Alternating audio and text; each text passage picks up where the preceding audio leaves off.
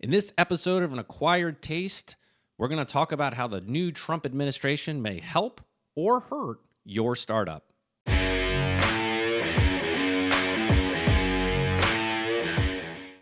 going to do my best in this episode to keep this non-political, which for me is difficult. Instead, I'm going to try to focus on the policies and the regulatory issues currently being pushed by the new administration and those policies that are likely to be a priority over the next few months. This is a moving target, make no mistake, and all of this is subject to change rapidly and frequently. So let's just start with immigration and deportation. The administration wants to deport immigrants it believes are here illegally, and that may or may not seem relevant to your technology or software startup, but we need to break down some of the upstream and downstream effects you're likely to feel from that. First, deportation. According to the Visual Capitalists, 5.5% of transportation and warehousing jobs and 5.4% of manufacturing jobs are held by illegal immigrants. And the U.S. Department of Commerce reports there are 7.1 million folks employed in the United States with 7.7 million job openings. They also show a current labor participation rate of only 62%. So if you need to physically build something, move or store something, or manufacture something as a core competency of your startup, this potential reduction in labor, when we already have low labor participation rates and job openings, surpasses the number of unemployed people. It could be harder for you to find people to do the work. Before I continue, if you enjoy this content and would like to see more of it, please consider subscribing to the channel. It really helps us out a whole lot. Next, immigration. The H-1B program has allowed many technology companies to hire engineers and other highly technical employees to come work in the United States under that visa program. The program is limited to workers who have technical or financial backgrounds, and often they have to be degreed in that field. So these are highly qualified people. As of now, President Trump seems to be in favor of the H-1B program, citing even the use of those visas in his own properties, golf courses, hotels, etc. It is worth noting that Trump wasn't always in favor of these, believing that H-1B took jobs from Americans, but recently he has very much been in favor of it. It is worth also noting that there are 65,000 roughly visas that are granted each year out of 781,000 applications. So it's still very difficult to get these visas approved.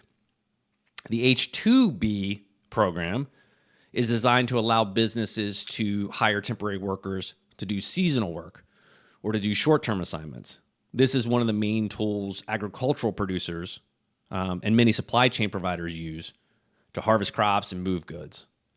It's unclear to me, at least, how this program may be directly impacted by the administration, but one of the executive orders, and that executive order has a title too long to repeat, certainly not worth repeating, requires additional visa application scrutiny. So at minimum, you can reasonably expect the process to apply and receive an H-1B and H-2B visa will take longer, and it's probably going to be more difficult.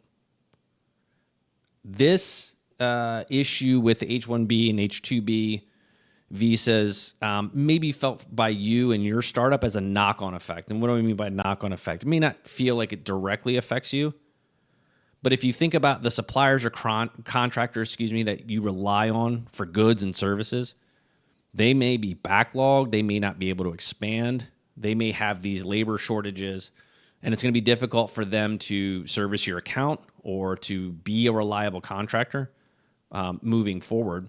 So I think you want to pay close attention to those policies. Third, tariffs. So we've already seen how the public financial markets respond to tariffs. Cliff Notes version, they hate it. They hate them. They don't want them. Don't put them in place. Get rid of them. They were very vocal, and the market reacted very poorly to kind of the will he or won't he tariffs of Canada and Mexico, which were threatened and then suspended. But remember that the Chinese tariff, the 10% tariff on China stuck. And we can probably assume this isn't the last country that is going to be threatened with or even receive tariffs from this administration. So you want to be paying attention to this. And let's be very clear on how tariffs work. This became a political hot button, but there are some facts here, and let's just go over the facts. Tariffs are paid by the importer to the U.S. government. The country of origin and the producer in that country of origin does not pay those tariffs. When the importer pays those tariffs, if it has a material impact on their cost, meaning it's significant enough to change their cost basis, guess what they do? They pass that on to the eventual buyer, consumer, whoever is purchasing it from that importer. That's the way tariffs work. Further, when the U.S. enacts a tariff on a foreign country, usually you see retaliatory tariffs. And that's a fancy way of saying, if you're going to tariff us, we're going to tariff you. So if you export any products overseas and you're importing those into countries that have now had this retaliatory tariff, you may see that your product is less competitive because it's more expensive potentially than a similar product being manufactured and imported from a country where they're not having this kind of trade war. Proponents of tariffs will say they help bring the production of goods and materials back to the U.S. Unfortunately, if you look at the Brookings Institute reports on this, U.S. manufacturing represents only 12% of the nation's economic output, which indicates our ability to manufacture quote unquote more things is relatively difficult. And then add an unemployment rate, that's a mouthful, that is effectively statistically zero. And the 5% of that workforce that are undocumented workers facing the threat of deportation. And it's hard to imagine how manufacturing could expand in the U.S. quickly enough to fill any opportunities created by those tariffs. Further, many things we import simply can't be made or grown in the U.S. So in that case, there's no avoiding those tariffs. For your startup, that means the cost of durable and non-durable goods. Take a time out here. Durable goods are things that are supposedly last for some real period of time. Non-durable goods are goods that are made to be used and discarded or consumed. That's probably the simplest way to put it. And those that can't be manufactured here are going to get more expensive. So think about this. Do you know where almost all of your cell phones, processors, GPUs, if you're in AI, computer monitors, servers, computer peripherals, and a lot of other technology hardware components that you use, do you know where they're made? Hint, they're not made here. And that could also lead to your cloud servers, wireless phone providers, other technology services that you use as contractors or as vendors could get more expensive. They will have to service their own infrastructure, build their own infrastructure, and they're going to have to incur potentially those same increases in hardware costs based on those tariffs. And they're going to pass that along to you. That's kind of the knock-on effect we referenced earlier. If your customers or prospects operate in industries affected by the tariffs, you may also feel effect from that because their costs are going up. And you may find that contract renewals, product expansion, more wallet in those customers, and even new customer acquisition could be challenging. Most businesses don't absorb shocks to the system quickly or without disruption. So it's not business as usual. They react. And the first thing that they usually do, they pull back on non-essential spending. So unless whatever you're offering them is considered essential, they may not renew, they may not sign up.